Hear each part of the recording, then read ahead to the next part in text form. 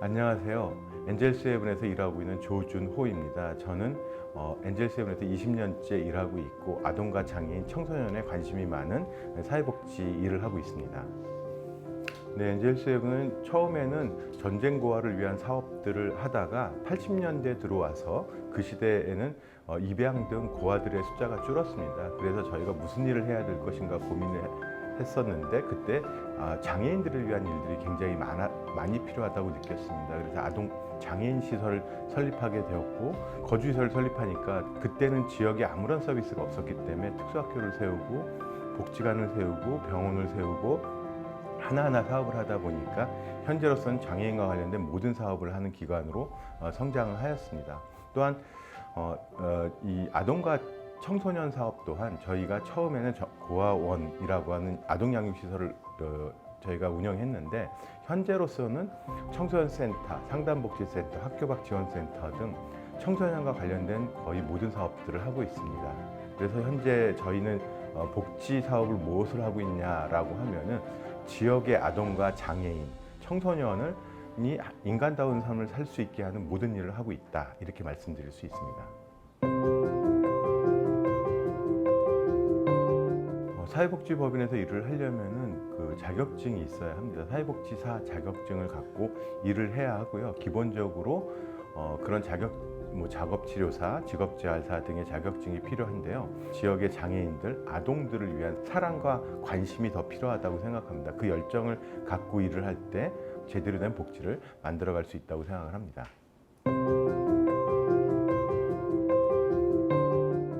종사자들 같은 경우는 저희 법인 내에서는 교사가, 특수학교가 있어서 교사가 있고요.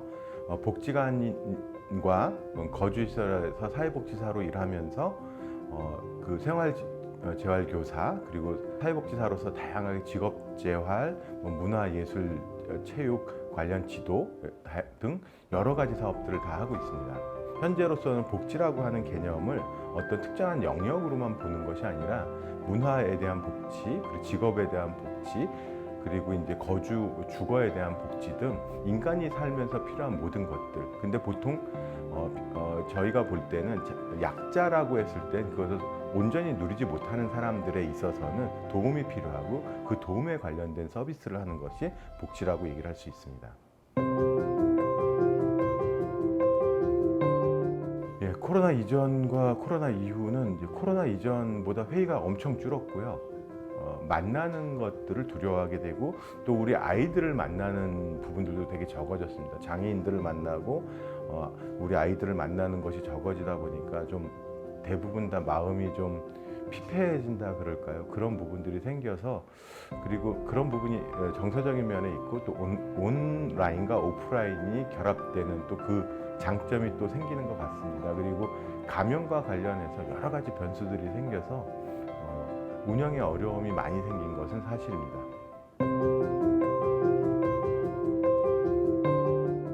위드 코로나라고 하는 것이 이제 감염병이 항상 이제 만연된 사회에서 살아갈 수밖에 없게 되는데, 그 기회 속에서 저희가 고민하고 있는 것은 단지 코로나 문제만이 아니라 리스크 전체에 대한 관리가 좀 필요하다. 인간다운 삶을 위해서 우리가 법인이 각각의 기관들에게 그런 그 안전한 환경을 제공하고 안전한 서비스를 할 수 있게 종사자든 우리 클라이언트든 다 행복할 수 있는 그 기본적인 조건을 만들어주는 것이 법인의 역할이라고 생각하고 그런 것들을 만들기 위해서 노력하고 있습니다. 코로나 관련해서 한계점들이라고 하는 것들은 아까 말씀드렸다시피 저희가 그런 여러 가지 조치들을 만들어내는 것들에 있어서 재정적인 어려움이 많습니다. 요새는 사회복지 서비스가 무엇인가에 대한 고민을 합니다. 무슨 이야기냐면은 자선과 시혜에 기초한 서비스냐, 아니면 우리가 서비스라고 하는 보통 용역에 해당하는 서비스냐, 이런 고민들을 합니다. 왜냐하면은 옛날에는 전쟁 고아, 그리고 유기된 장애인, 불쌍한 사람들을 돌보는 것이 복지라고 했지만 이제는 보편적 복지 국가에서 모든 국민을 대상으로 필요한 서비스를 제공하는 것이 복지라고 한다면 그 복지의 성격이 무엇일까? 과거에 만들었던 복지와는 다른 형태가 되어야 하거든요. 그런데 그 부분에 있어서 문제점들이 영리적인 사람들이 복지 서비스를 많이 하고 있어요. 노인 요양이나 이런 부분들이 있어서.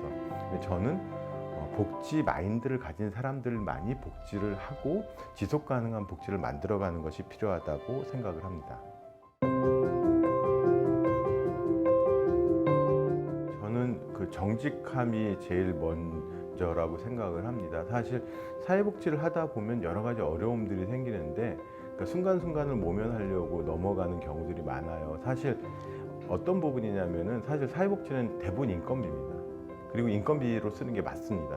왜냐하면은 사회적 약자가 있는데 그 사람들의 손을 잡아주고 그 사람들의 힘을 북돋아주고 그리고 정서적인 안정감을 주고 자립할 수 있게 만들어주기 위해서는 내포관계 형성하고 여러 가지 인간으로 사람이 사람을 상대하는 일들인데 보통 사회복지를 한다 그러면은 직접비를 얘기하죠. 돈을 보내주고 쌀을 보내주고 이런 것이 중요하다고 생각하는데 그것이 아닙니다. 결국 그 사람을 올바로 이렇게 세우는 일이 되어야 하는데 근데 이것에 대해서 정직하게 얘기하지 못해요. 근데 저는 그 인식 증진을 위해서 우리가 정말 정성을 다해서 사회적 약자들과 함께하고 있다. 이런 부분들을 드러내는 것이 필요하다고 생각을 합니다.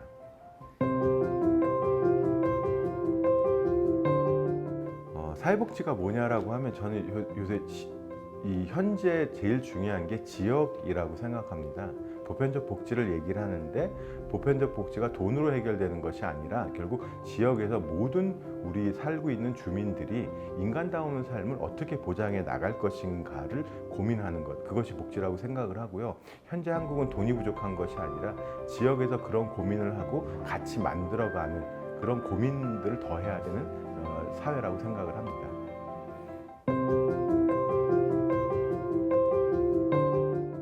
네, 저희는 이제 지역에서 그 장애인들을 위한 사업을 하고 새로 청소년들을 위한 여러 복지를 하려고 준비하고 있습니다.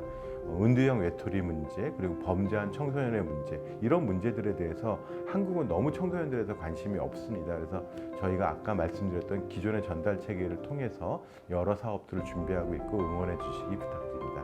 감사합니다.